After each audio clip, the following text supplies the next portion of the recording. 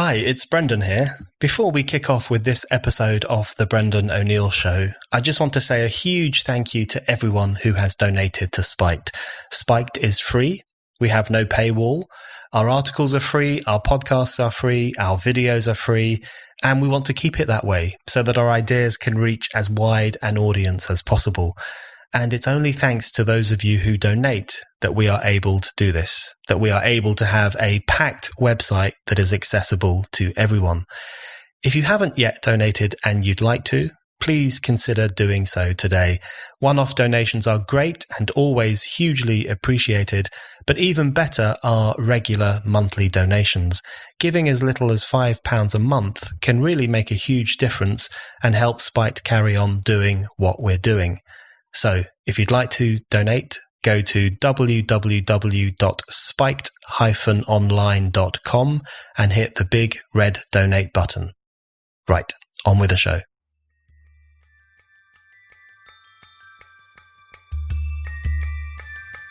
The problem is, my gut instinct now is if someone's called a Nazi, they're probably just misunderstood and probably correct. Now, that's pretty dangerous, actually, because I think what's going to happen is when the real bad guys show up, nobody's going to care anymore. No, a certain set of people will care, but they will be unable to even find the language with which to fight it because the language will have been so entirely decimated, and we won't understand where it's coming from or how it got there. Hello and welcome to The Brendan O'Neill Show with me, Brendan O'Neill. This is a podcast in which an esteemed guest joins me to talk about the big ideas, the bad ideas, the problems and the controversies of life in the early 21st century. In this episode, I am delighted to be joined by Dave Rubin. Dave is an American commentator, comic, talk show host and author. He is host of the hugely popular Rubin Report, which I have had the pleasure of appearing on, and he's made a name for himself as a leftist who hated what the left was becoming and who now calls himself a classical liberal. He's the author of the new book, Don't Burn This Book, Thinking for Yourself in the Age of Unreason. I had a chat with Dave and his dog to find out more about his political journey. So, Dave, I want to kick off by asking you about the predicament we all currently find ourselves in. A lot of the world is under lockdown. Some of us can't even leave our homes without good reason. And humankind faces a pretty serious crisis, the COVID crisis and also the lockdown crisis. And I wanted to ask you, to what extent do you think this crisis could dislodge some of the things that you and me are about to talk about for the next hour in terms of woke politics, the regressive left, identitarianism, all the kind of crap that we've had to face over the past few years? Do you think it's possible that a proper crisis in which people have had to focus and pull together and think seriously about the world, do you think it will help to push aside those kinds of issues that have unfortunately dominated the political landscape over the past few years? Yes, I do. And I am so glad that you're starting with that question, actually, because that's really where my mind is focused right now. You know, one of the things happening is that, as you're alluding to, when the crap hits the fan, suddenly who is going to come up with the vaccine? Who are our trusted leaders? What color their skin is? What gender they are? Sexuality? All of this is complete nonsense. I've seen a couple articles coming out of the UK, and there's been plenty of them here that, we don't want the people that solve coronavirus to be old, straight, white men. I think there was one of those out of Cambridge maybe or something, or Oxford.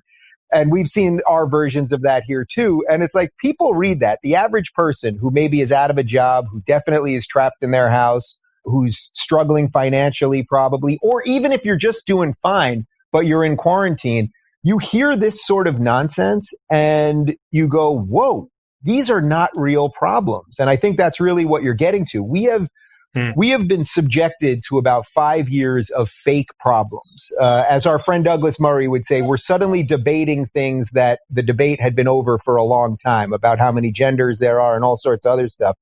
And I think now that people are not only faced with real problems, but, and this is the real silver lining to it, that everyone, I'm sure you too, Brendan, everyone is rethinking their life right now.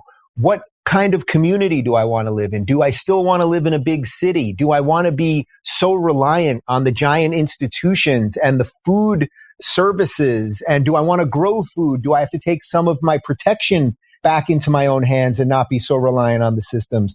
So I think there is incredible opportunity for those of us that are liberty-minded, that want people to live freely, make decisions for themselves. If you care about personal responsibility and individual rights, I'm seeing lefties on Twitter right now. I mean, blue check progressive lefties who suddenly are going, let's lower taxes because people need more money. And it's like, yeah, where have you guys been? I'm seeing lefties that are suddenly going states' rights, which in America, nobody talks about states' rights. But when they do, it's only libertarians that do.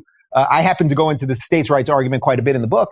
But suddenly, I think because reality has now smacked us in the face, yes, I think there are some major wins for some of the ideas that we've been talking about. I mean, we'll get into this in a bit more depth in the discussion, but do you think that kind of shift will happen naturally, or do we still need to push the kind of arguments you've been pushing? Because I've noticed a similar thing to what you've noticed, which is that on the one hand, people are focusing in a way that they hadn't for a long time. They are thinking about serious issues. They're not obsessing over the nonsensical Twitter spats and how many genders there are and all those things that occupied people's minds for quite a long time.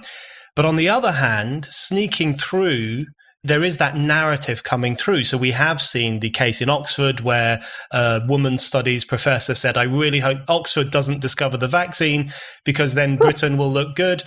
Heather McDonald refers to the attempts to racialize the virus in the US, where it's being presented as an issue of social justice. A similar thing is happening in the UK. So it's still there, of course, all these kind of regressive trends that you and I and others have been talking about. They're still there. They burst through every now and then. So do you think it's the case that it's not that the virus itself will do away with this stuff, but there's an opportunity for those of us who believe in a more liberal-minded politics to kind of push further what we're talking about? Yeah. Well, I think the way you started the question was, do we have to push further? Like, will this thing be enough? Will this weirdness with coronavirus be enough? The answer to that 100% is no. Right when you're starting to make some advances in the fight, in the war, whatever you want to call this, just because you get some wins doesn't mean you stop. If anything, that's probably when you have to push on further. And to make a bit of a metaphor relative to the virus that we're all dealing with in coronavirus, what I've come to believe about modern leftism, progressivism, collectivism, socialism, whatever we want to call this at this point, is that it is a mind virus. And what I mean by that is it is very easy to catch because it sounds right.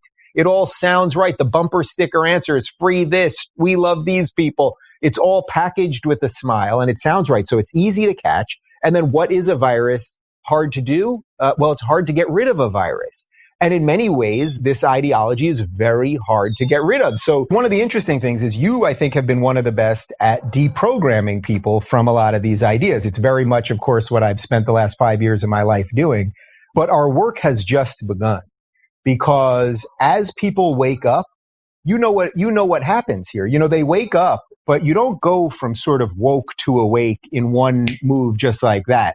It actually takes a long process. And not only is the process difficult because you have to shed a lot of bad ideas, but you also have to be willing to traverse new ground where suddenly you're going to look at some conservatives and libertarians who maybe you were calling racist and bigoted and homophobic and the rest of it.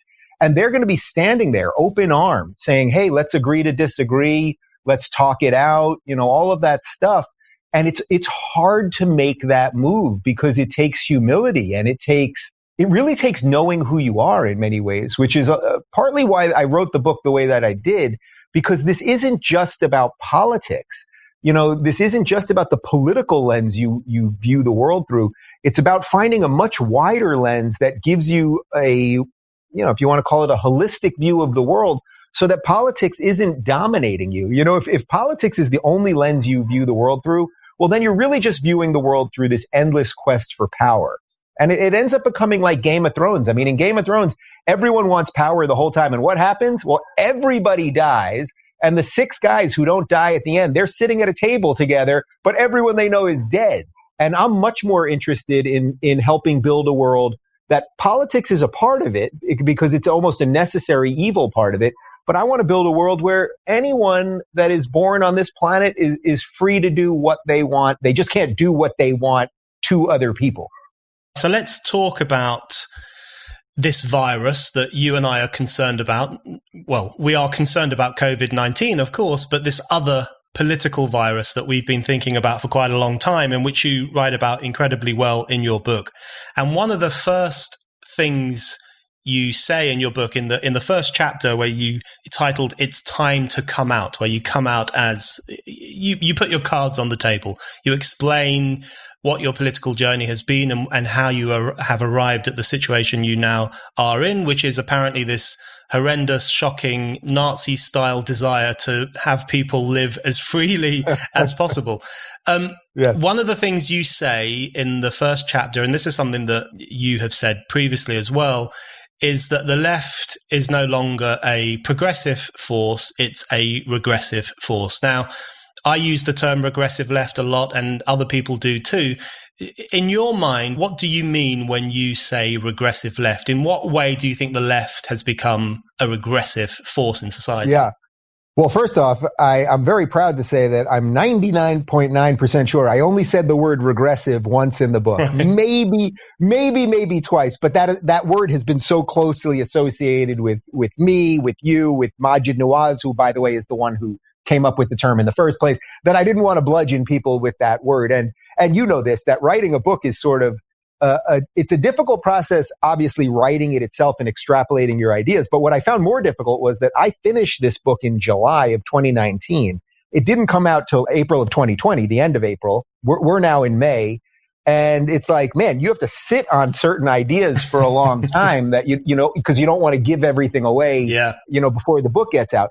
In effect, how did the left go from progressive to regressive? Look, if you told me that I'm a progressive because I want to progress to a world where everyone, regardless of their skin color, gender, sexual identity, all of that immutable stuff, where everyone in a society who's here legally is treated equally under the law, well, congratulations, I will be a progressive. If you can point out to any group of people in the UK, in the United States, or anywhere else that are treated differently by their immutable characteristics under the law, then I would gladly call myself a progressive in that I am trying to progress these people towards equality, which they deserve. And by the way, in the United States, just like in the UK, there have been times where we had laws that precluded people from being equal. So, we had slaves. Then we got rid of slavery. That was the right thing to do. Then black people could vote. That was the right thing to do.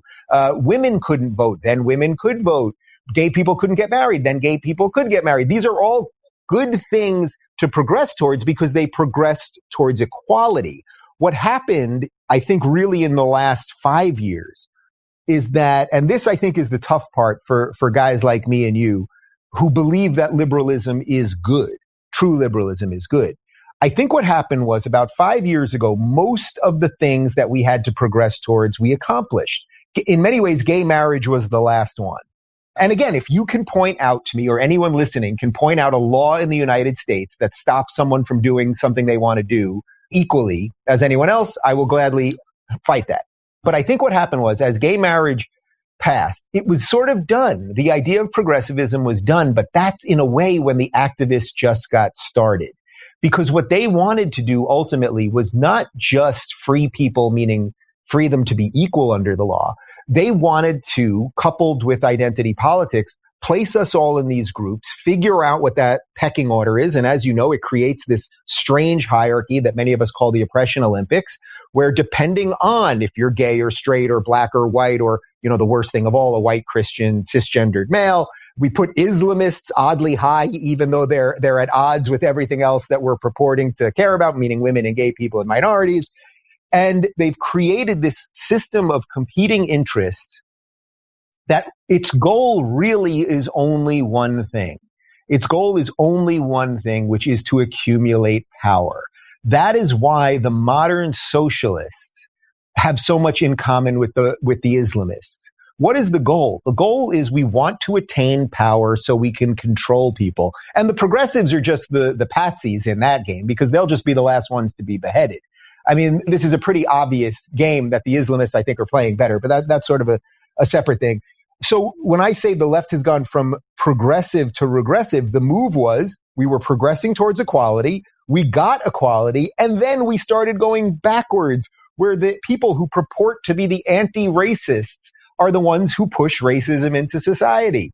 The ones who tell us that Harvard is going to push down the amount of Asian people they have because too many Asians are getting in there. That's what I would call racist. If you are going to punish a young Asian student because he worked hard and his parents and grandparents worked hard and studied and cared about family and education and all of the things that the American dream is made of, and you're going to say, well, we're going to punish you because we want to help someone else, you have gone from progressive to regressive. There's a million examples of this. And all anyone should want in a free society, especially the two that we live in, the UK and the United States, is equal laws for everybody. It's on you to work hard. Some of us are born rich. Some of us are born poor. Some of us are born with great physical skills. Some people are born handicapped. Some of us just have better luck. Some of us make better luck. But the left seems to think that society can figure out a way to equalize all of those things. I view that as incredibly dangerous. All society can do is say, hey, you're equal, let's get out of your way, and good luck to you. That brings me on to another thing I wanted to talk about. One of the things I really appreciated about your book, and which I appreciate about your voice in this discussion more broadly, is your recognition that the left used to be a liberal force. Mm-hmm. And in your book, you say, the left is no longer liberal. Once upon a time, the left was truly liberal. Now, the reason I think that's an important point, I think it's a point that both the contemporary left, the woke left, often forgets that it was at the forefront of the countercultural demand for greater freedom, the right to offend, the right to have provocative art, and all those things which the woke left often agitates against these days. And it's also useful because I think there's a tendency in certain sections of the right to presume that the left was always as it is now. The left was always illiberal, Stalinist, against free speech.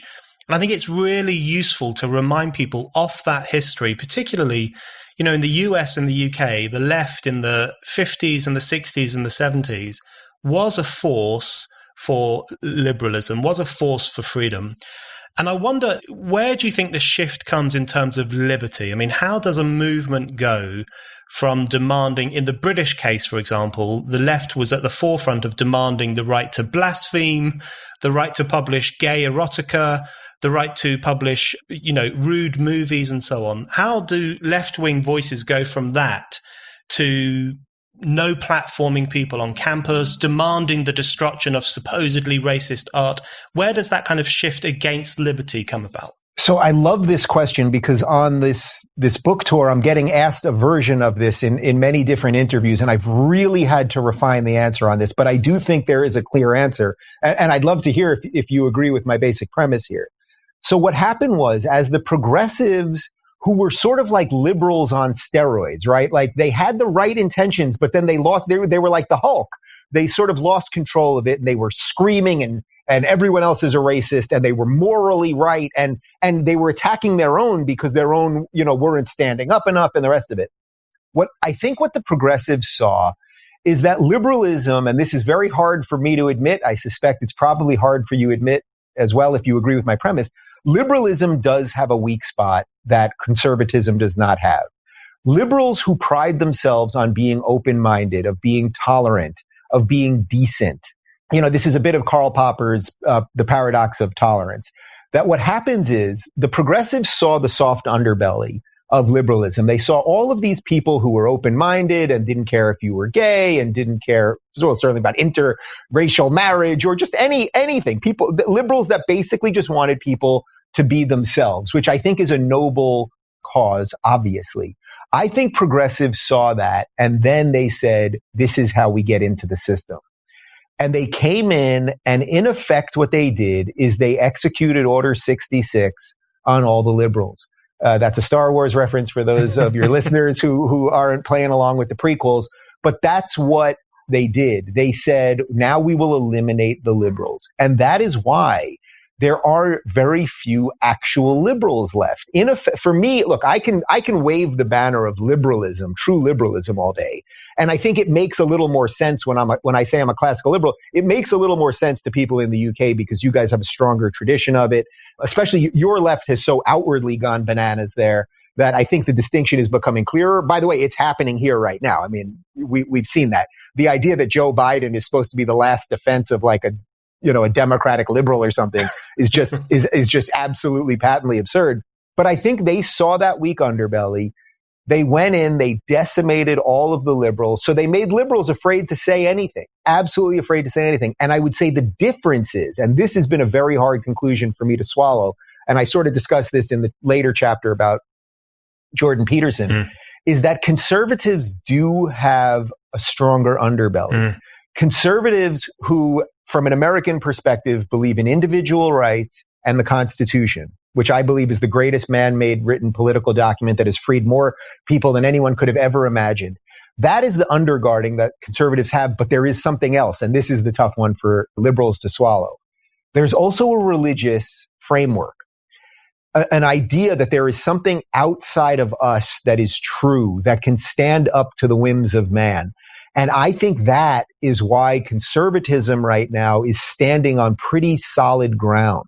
Not only solid ground, but I sense that right now conservatives are living up to their conservative values in a much bigger way than they have in decades in America, because they saw the craziness of the left and they actually started acting more the way they purport to act. And let's not forget, this is sort of what you were talking about earlier about when did this happen with the left. It's not that conservatives and people on the right have always done this correctly, for sure.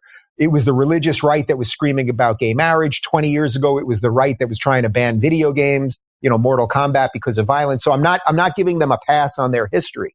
But I think right now, as it stands, conservatives have a solid ground to blaze a trail for the future. And when I say conservatives, I really mean anyone that's sort of center right. So libertarians and, anyone, if you basically believe in equal rights in the Constitution, I would include in that. And the liberals have just been decimated. We have Bill Maher and he's hanging on by a thread. And, I've been waving the flag, but it's obvious that the people that I believe I can forge a future with are all on the right at this point. And even some of my crew, some of the people that you might associate with me over the last couple of years that are thought of as the lefties have become sort of irrelevant in all of this, because if you're just going to be completely afraid of saying the other guys might be okay or might be right, well, then you're going to be left in that scorched earth. And I'm not interested in staying in scorched earth. I want to blaze a new trail. I want to go to fertile ground. So that's a tough spot for me to admit. I wonder if you're sort of in line with that. I think that's a fascinating description of what's happened. And in fact, in the UK, there's been a similar dynamic. The left is in disarray, has gone completely bananas, as you say, and is outwardly unattractive to so many sections of society. The liberals are on the back foot. They're very defensive. They have either been subsumed by the woke left or they have just become a minority force. And the Conservative Party has cleaned up, Boris Johnson's Conservative Party, which is quite different to the Conservative Party of old. So there have been changes within the Conservative movement itself, but they have cleaned up because they are the most anchored section of the political class. They have a long history. They're seen by people as steady. They're seen by people as, willing to push through Brexit, which is very important, and willing to stand up for tradition and so on. So they have become the dominant force in the electoral sphere. And I find that absolutely fascinating. And a form of it is happening in many countries in the West right now, where the liberals are in crisis. The left is kind of in the ascendant in the cultural sphere and online, but in the political sphere, the conservatives are kind of coming forward as one of the dominant forces. It's so interesting. I mean, think how unique and actually spectacular and what it says about humanity, that the founding fathers of America left England hundreds of years ago because they wanted to leave a king. We set up a system. You guys continued to reform your system. And then the world sort of came together partly because of the internet and everything else. But that right now, the trends that you're seeing in your country, which as I said, our founding fathers left your country because they were concerned about what was happening. Well, originally they were exploring the New World, but ultimately decided to disconnect because they wanted to, have sovereignty over their own lives.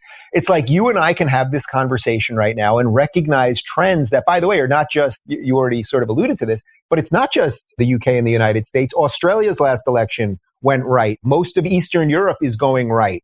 Israel is a really interesting case because their left has been completely decimated. And really, even though they can't get an election right, they keep having elections over and over, but it's basically between the right and the center right. So I firmly believe that if you are someone that lives in the West in a free society, the future of politics is a center right future. And I would say that for guys like us, Brendan, for guys like us that can still have the sort of lefty tendencies and that want to use logic and reason perhaps a bit more than a religious undergirding or some other things like that, our job now, we have a new job. I really believe this. I think this is what my next book is going to be about. Our job is now to say, okay, we're in a new spot. It's not exactly where we thought we were going to be, but how can we make sure that this new group of interesting, eclectic thinkers and people don't go too far off the other way? Mm. And I think that will be the challenge. I'm really up for that challenge, and I'm interested in that challenge.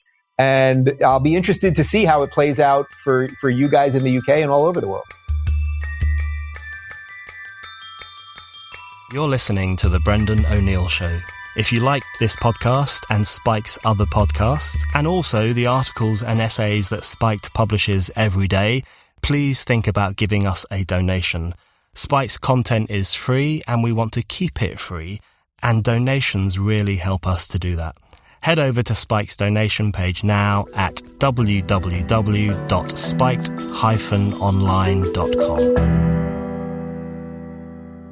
Just on the liberalism thing, just a little bit more, because you are very well known as the man who left the left, and you cover that very well in your book, and you describe yourself as a classical liberal. I think, and you just mentioned there the oppression Olympics, and I think one of the things that possibly went wrong with liberalism, I think the shift from liberalism to this woke left, it contains a really important change. Because liberalism was fundamentally about the right of the individual to live as he or she saw fit, without being harassed by the state, without being imprisoned, without being persecuted. And it was about, leave me alone. Let me carve my own path in life.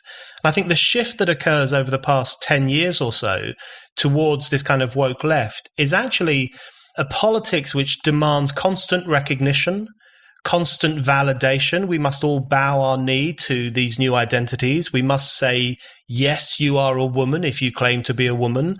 They demand constant recognition of their identity, of their worldview, which actually makes them very illiberal, because what they end up doing is they end up demanding the support of the state, demanding the backing of the state, and demanding that the moral majority, the people in society, agree with everything they say and give them validation for their life. So I think there's been a really important shift away from the politics of autonomy towards the politics of recognition. And one of the movements I think sums that up quite well is the gay movement, the gay rights movement, when it starts off with Stonewall and the riot in New York and the Gay Liberation Front in the United Kingdom.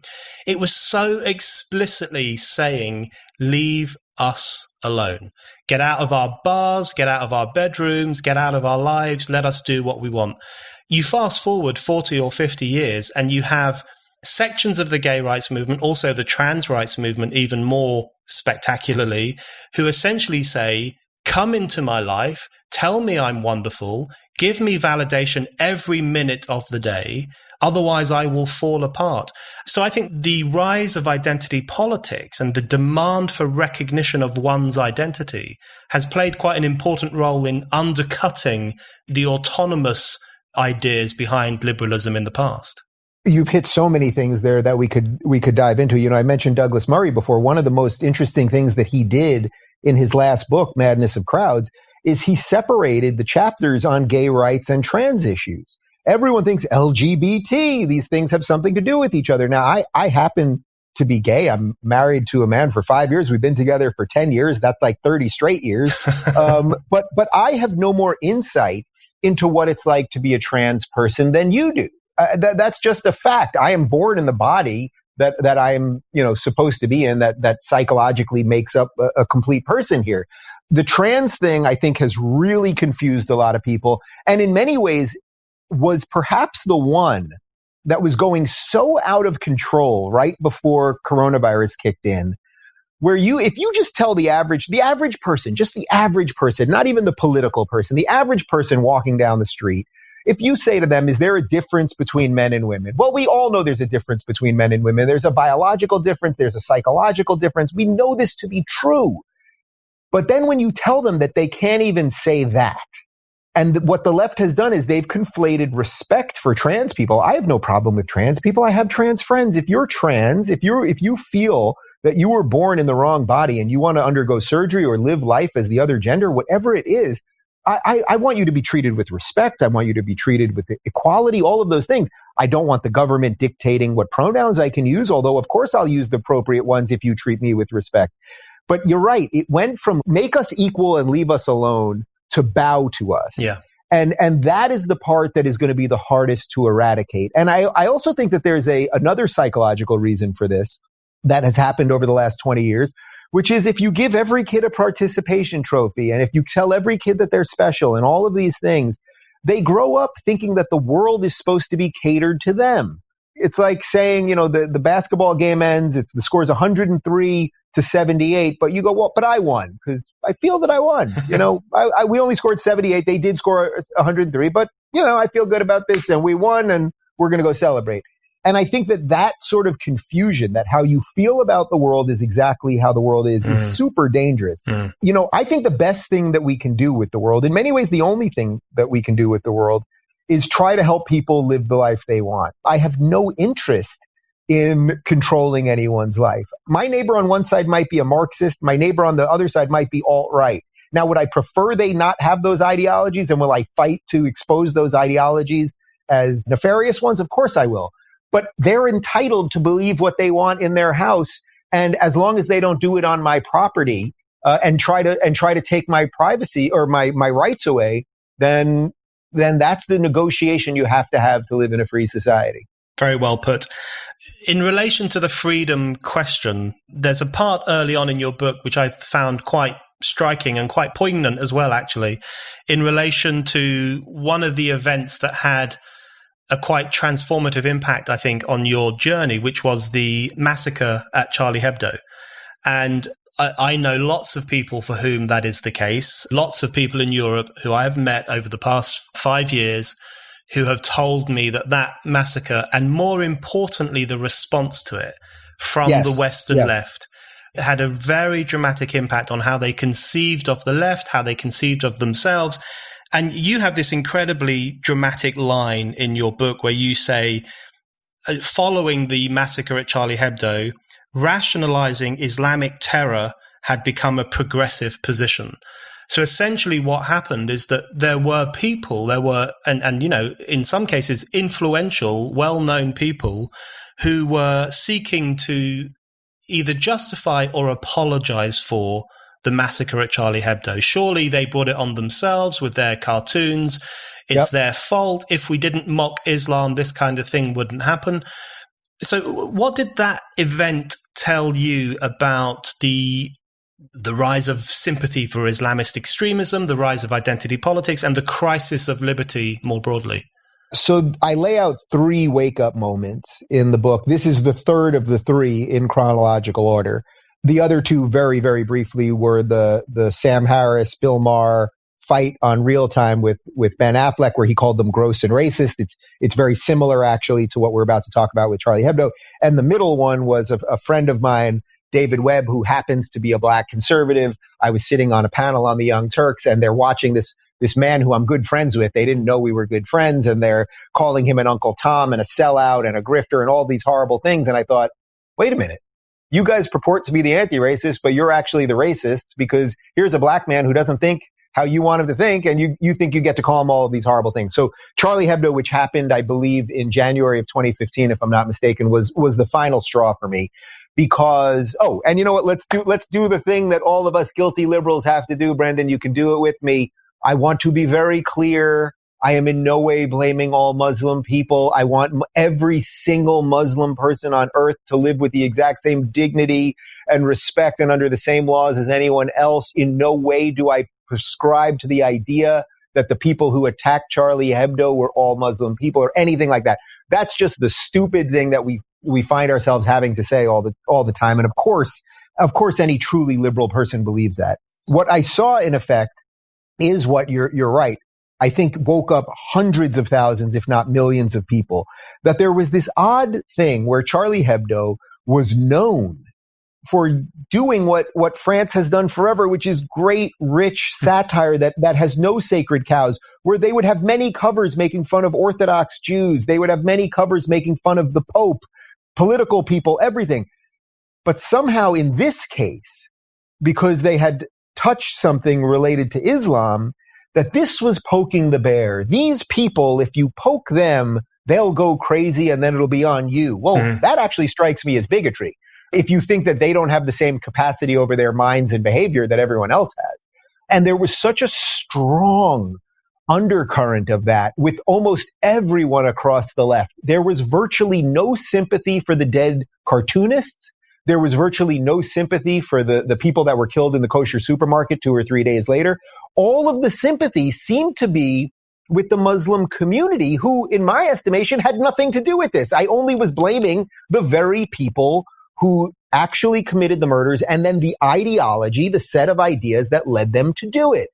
This is such an obvious notion, and yet it became impossible for leftists to accept it. And there's a moment where I was on the Young Turks while we were talking about it, and they're just doing this whole fake virtue signaling game. And one of the hosts starts screaming that all of the covers of Charlie Hebdo, I think he said something like 90% of the covers of Charlie Hebdo were against Muslims. And I said to him, I was like, look, I don't know what the number is, but I am sure it is not 90%. And I think people have done the breakdown since. At some point, it was something like 3 out of 400. There were far more against Orthodox Jews. There were way more against Christianity and the Pope. And somehow Orthodox Jews and, Christians, believers, didn't do this. And had they done it, they would have never got the sympathy that the left was offering in this case. So it was one of those where it's like, man, you guys refuse to think about anything in a serious manner. And then what's even more disgusting is what that causes you to do is remove sympathy from dead people. And I'll just say one other thing on this. This idea that just because someone doesn't want you to draw something or someone doesn't want you to say something, that you shouldn't do it. The same people who don't want you to draw certain things, well, they don't want gay bars. So should we not have gay bars? I thought that was a big thing of the left, that gay people should live equally and love is love and, blah, blah, blah. And that shows you the inconsistency in their ideology. And I also think that's why they're so angry all the time. There are so many ideological inconsistencies in the ideology. And Trump, I think, really sees this. Trump can basically get a leftist to take any position. Trump could literally say if Trump said open borders tomorrow, they'd be against open borders. I think he understands that what they operate on is this selective pressure emotional system, and he uses it to his advantage. That's just a tactic thing, but we all should be aware that the set of ideas around this thing are deeply dangerous if you want people to be free. I want to ask you about Trump derangement syndrome in a bit. But on the Charlie Hebdo thing and the free speech question more broadly, I think that what you very aptly describe as the sympathy for the Muslim community off the back of this massacre, when, as you say, this was not carried out by the Muslim community, this was carried out by two extremists. I think there's actually a very interesting interplay between kind of leftist sympathy for Islamist extremism or their apologism for Islamist extremism and the continued existence of Islamist extremism. And the Charlie Hebdo is a very good example of this, because Charlie Hebdo happened in a country in which there are laws against insulting Islam, hate speech laws, in which it is accepted by the politically correct sections of society that you shouldn't really insult Islam. That's a bad thing to do. You can insult Christianity all day long, all day long, but Islam you can't. So I think one of the things that worries me most, if you look at terms like Islamophobia, transphobia, and all these new phobias where certain ideas and outlooks are protected from any kind of criticism or protected from any kind of ridicule or joking or debate or anything else, that actually, I think, ramps up intolerance. Because if people, for example, if young extremist Muslims go around thinking it is unacceptable for anyone to criticize my religion, they are going to become more intolerant, and they could potentially become violent against those who do criticize their religion. So I actually think there's quite an important relationship between the woke left intolerance and their clamping down on anyone who says certain things, and the existence of a broader culture of intolerance and sometimes even violence. Yeah, well, this is what has been coined the soft bigotry of low expectations.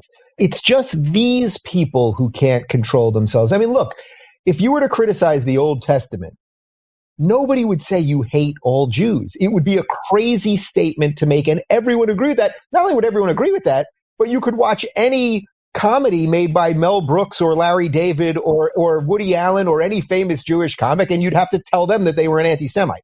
You could make fun of the New Testament all day long, which, by the way, watch any episode of Family Guy which mocks Christianity relentlessly, or The Simpsons or anything else, and no one in their right mind thinks that you hate all Christians. Yet for some reason, this odd thing has happened where if you criticize the Quran, people think you hate all Muslims. This isn't even something that I spend virtually no time on my day-to-day life thinking about what's in the Quran. It's irrelevant to me. But this noxious idea that somehow these people can't control themselves, and then it's your fault if they do something or someone does something in the name of these noxious ideas, you brought it upon yourself. Well, you're right. You're the one perpetuating it. You're the one telling them, yes, you are special. So if we do something that has offense to you, well, you got to do what you got to do. Absolutely. And I was thinking, Terry Jones, the famous Monty Python member, died earlier this year. And of course, he directed Life of Brian. And you just think how extraordinary the shift has been over the past 40 or 50 years. Because when Life of Brian came out, of course, there was pushback, there was huge controversy, and it tended to come from the more right-wing sections of society and, as you mentioned earlier, from the more conservative wings who shouldn't be given a completely free pass on all the things they've done in the past, which included trying to censor certain forms of art. But you fast forward to today, and if you try even to imagine someone making a Life of Brian style film about Islam or about Muhammad, I mean, it is just absolutely unthinkable, completely unthinkable. Well, it's not only unthinkable, but you could even take this away. I mean, this is why these ideas spread in such a horrible way. I mean, you could take a brilliant comedy, I think one of our 10 best comedies in American cinema history, Blazing Saddles by Mel Brooks from, I think, around 1972 or so. They say the N-word in that probably about 70 times. Somebody's done the numbers on it, so someone can Google it and check. Now, his point is not to promote racism. The point is to mock the racists. That's literally the entire point of the movie, beyond that spectacular fart scene around the fire with beans. That is the point, that they're mocking the racists by using these words. But I guarantee you, 100% without exemption, no studio would pick up that script today. So have we advanced toward tolerance and liberalism and open-mindedness, or have we gone the wrong way? I think the proof is in the pudding.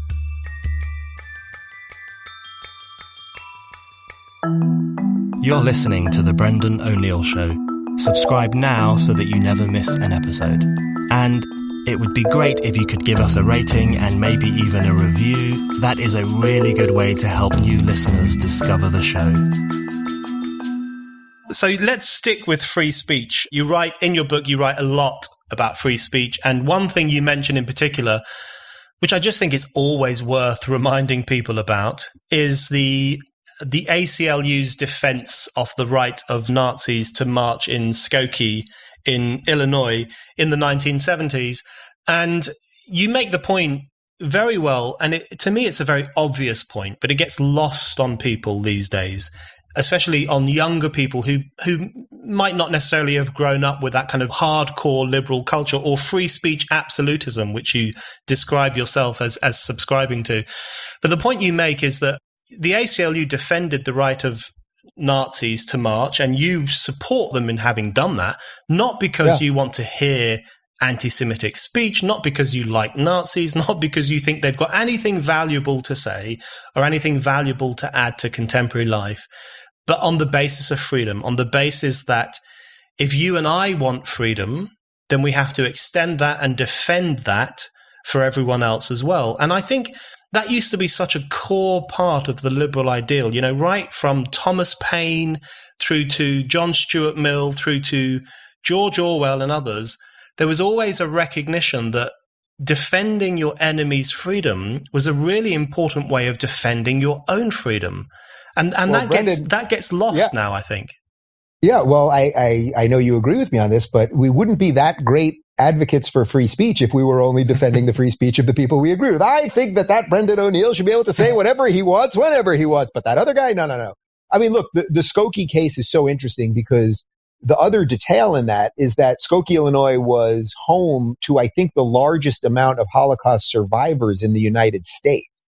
So think how profound, like this was an intentionally inflammatory move, but the ACLU did do the right thing. By the way, the ACLU is not the ACLU anymore. It's now become basically a progressive activist organization, which is very, very sad to see. You know, I've had Nadine Strawson on, who is the former head of the ACLU, who I'm sure you've probably either talked to or you know of.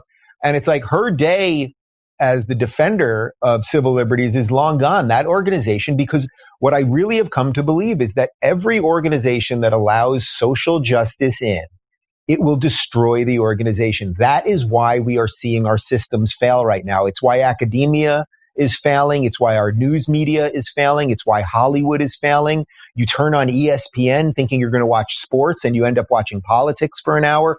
All of these things. I mean, ESPN gave Caitlyn Jenner, they said she was Sportswoman of the Year 4 years ago. Well, first off, she's been retired from sports for 40 years, but it had nothing to do with nothing other than she's trans. Again, no one has a problem with her being trans. But everywhere that this ideology is allowed to seep in, it will destroy the ideology. So the ACLU is but a shell of what it once was. And this is one of those cases. Look, I mentioned this in the book. I grew up around Holocaust survivors. I tell the story of my uncle's father, who was shot by Nazis. His first wife was killed. He had to abandon his daughter and later kidnap her. And he lived with a bullet in his body for the rest of his life. And I grew up around several other Holocaust survivors. These things don't go away. And, you know, they transcend generations, the wounds that then it puts on the next generation and the next generation and everything else. So I don't hold this lightly. This isn't something that I'm writing at just some sort of intellectual level. This is something that I know deeply.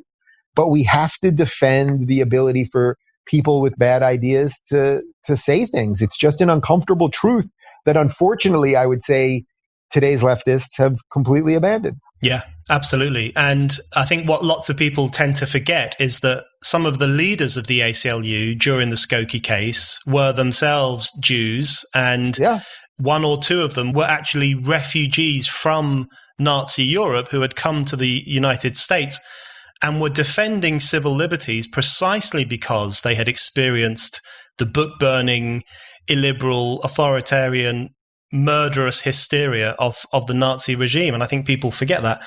That brings me on to my next question, which is about, I think, my favorite chapter in your book, which is chapter 4, headline, "Don't worry, you're not a Nazi." And it has a really great opening line, which is... congratulations, Brendan, you're not a Nazi. Congratulations. I wrote that one specifically for you. Yeah, congratulations. I have fantastic news. You are not a Nazi.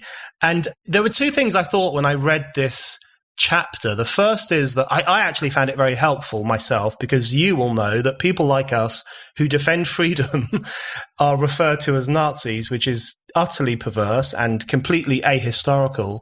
But I think a lot of ordinary people who don't necessarily have access to the same kind of platforms as we do will actually find it quite a comforting chapter, because it really does take down this nonsense accusation that comes from the woke left so often, which is that anyone who disagrees with them is essentially a fascist or a fellow traveler of fascism. So I liked that, basically saying, relax, it's fine, you're not really a Nazi, so ignore it. But I wondered if, on the other hand, it's quite important to call out, I hate the word call out, but you know what I mean. It's quite important to criticize the misuse of historical language, because, there are anti-Semitic tendencies among sections of the woke left. And this has been well documented in the UK in particular. Oh, yeah. And I think one of the problems is this culture of not necessarily Holocaust denial, but Holocaust relativism, where the uniqueness of the Holocaust is constantly drained away and it's turned into just another event in history. And so one of the reasons I was very worried when Donald Trump was constantly being referred to as a Nazi, and when he visited the UK, there were huge marches and pretty much every placard said he's the new Hitler. One of the things that worried me about that was it was intended to demonize Trump, but what it also unwittingly did was normalize Nazism by presenting it as just another blip in history. So I completely agree with you. And I think it's incredibly important especially to tell young people who aren't in with the woke left and are finding their political feet. It's really important to say to them, listen, you're not a Nazi. Ignore those idiots. But I wonder if at the same time we have to say, listen, get your historical language right, because this is actually quite important. Yeah, there's so many things there. So first off, you're right. It normalizes this idea of Nazi. The way we throw this word around is so, these are the same people who hate cultural appropriation. Yeah. Well, when you appropriate one of the worst regimes in human history, certainly in modern times, to label your political opponents, who usually are just fighting for freedom. I mean, fighting for individual rights is the essence of it. You are appropriating culture in the worst sort of way. But, there's something else. It's not just, okay, now they're calling Trump a Nazi, and this is a problem because it's normalizing the idea, or it's normalizing the words. It's also that when the real Nazis reemerge, and I don't mean the guys that are going to wear the swastika, but whatever the next version of the worst sort of totalitarianism, when it arrives, and by the way, I think it's going to come from the left, but when it comes, there will be good people who will be screaming about it, but the boy will have cried wolf so many times. And this is what I'm worried about. And I think that maybe belies what your question is. I am really worried about this because every time now that I go on Twitter and I see someone called a Nazi, a public person called a Nazi, I look at what they did. And usually it's that they've stood up for free speech. They said that there are biological differences between men and women. I mean, the litany of things that we've talked about here. The problem is, my gut instinct now is if someone's called a Nazi, they're probably just misunderstood and probably correct. Now, that's pretty dangerous, actually, because I think what's going to happen is when the real bad guys show up, nobody's going to care anymore. No, a certain set of people will care, but they will be unable to even find the language with which to fight it because the language will have been so entirely decimated, and we won't understand where it's coming from or how it got there. The interesting part about the anti-Semitic sort of obsession with Israel and Jew hatred thing that in your left, in your labor left, has gone completely off the rails. And by the way, it's coming to our left here. I mean, Bernie Sanders, in every debate, they never brought up Israel once. I don't think it was brought up as a topic once in any debate. Bernie figured out a way to bring it into every topic, every debate, attack Israel. And then he was surrounded by Linda Sarsour and Ilhan Omar and Rashida Tlaib and the rest of them, which I would say just quickly on the Israel thing, it's like, Israel's not perfect. Obviously, no Western country is. If you are endlessly obsessed with the one tiny state the size of New Jersey that's about 6 miles wide, that you can drive across the entire country in half a day, that had no natural resources until lately they found some oil, but where Arab people and Muslim people have the freest voting rights in all of the Middle East, if you're endlessly obsessed with that tiny speck on a football field, you wouldn't even be able to spot it if you were looking above a football field. If you're obsessed with that, it might have a little something to do with the Jews. That's what I would say on that point. But the other part about how this has become so institutional, there is a reason for it. And the reason is that Jews are supposed to be oppressed. And if Jews were oppressed and slaughtered like the brutal history of the Jewish people, the left would be all about them. But I think for most Jews, and especially Israelis, I'd rather be alive and hated than dead or oppressed and loved. And that also gets to the Israel thing, because it's one thing that in America, Jews, or in the UK or in the West, that Jews are relatively successful because they've worked hard and cared about education and everything else. But the Israel thing is, well, it's all of that stuff and they have guns. That's what they really, because what it does is it flips the entire oppression narrative on its head. You're supposed to be oppressed. So we like you because you're oppressed. You can't succeed. And by the way, that's a direct through line from that to what we talked about earlier about Harvard punishing Asian students.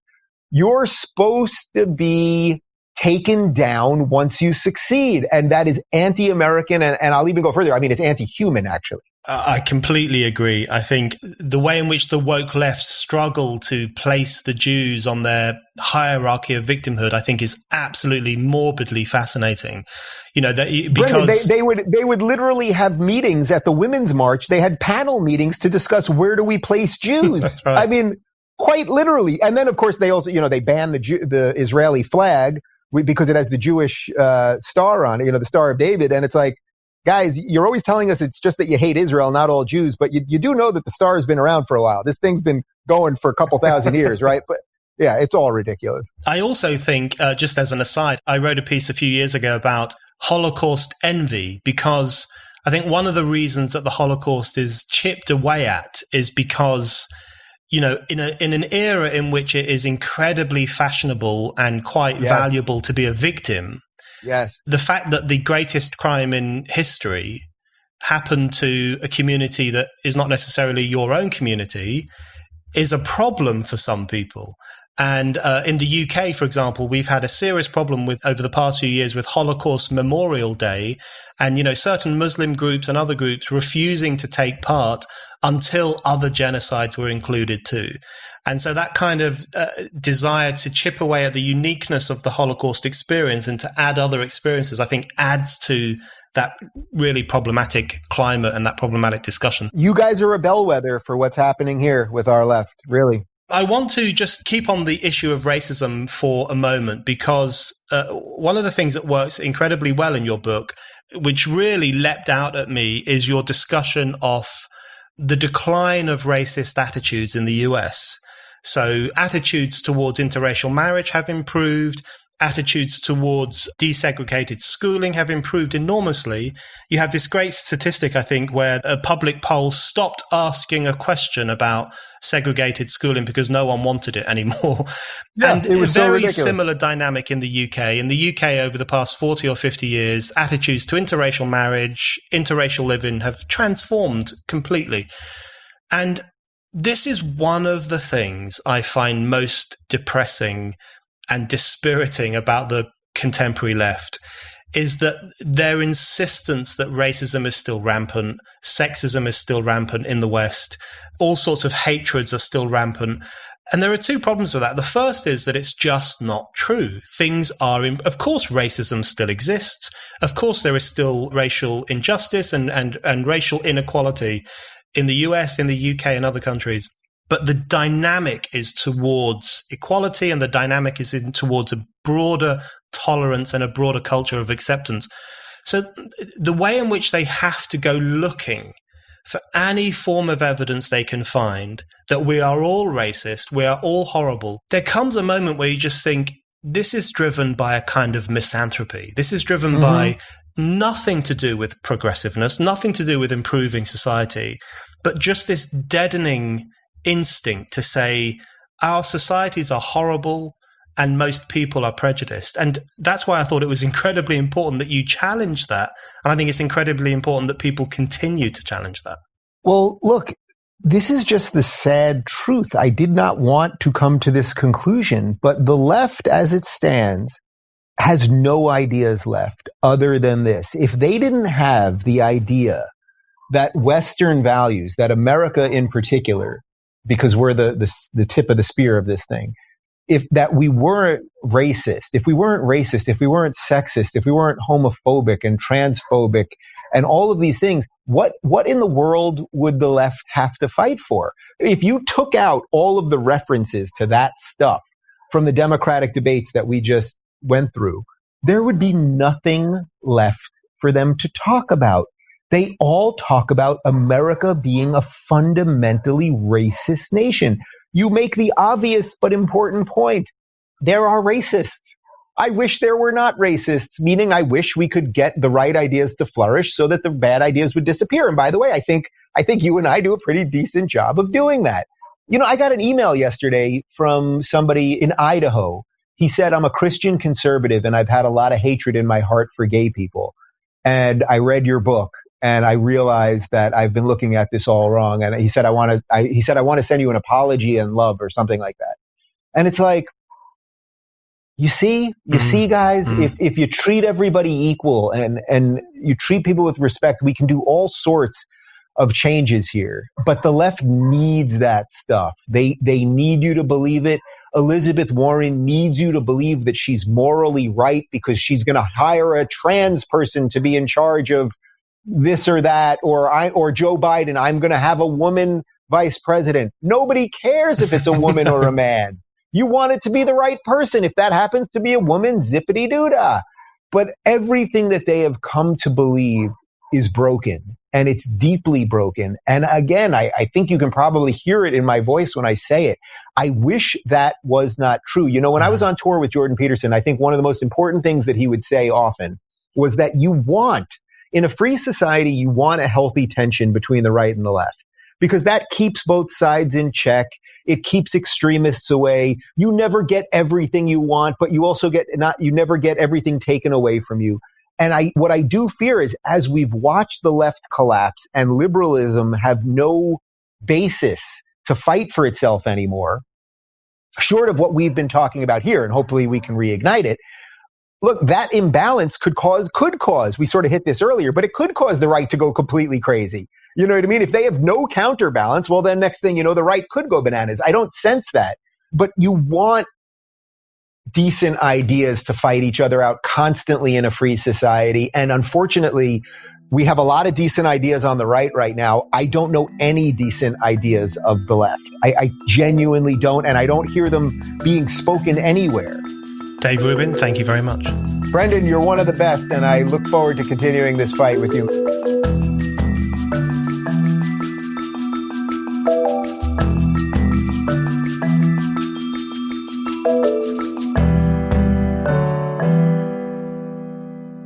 Thank you for listening to The Brendan O'Neill Show. We'll be back with another guest and more discussion. Don't forget to subscribe. And in the meantime, keep reading Spiked at www.spiked-online.com.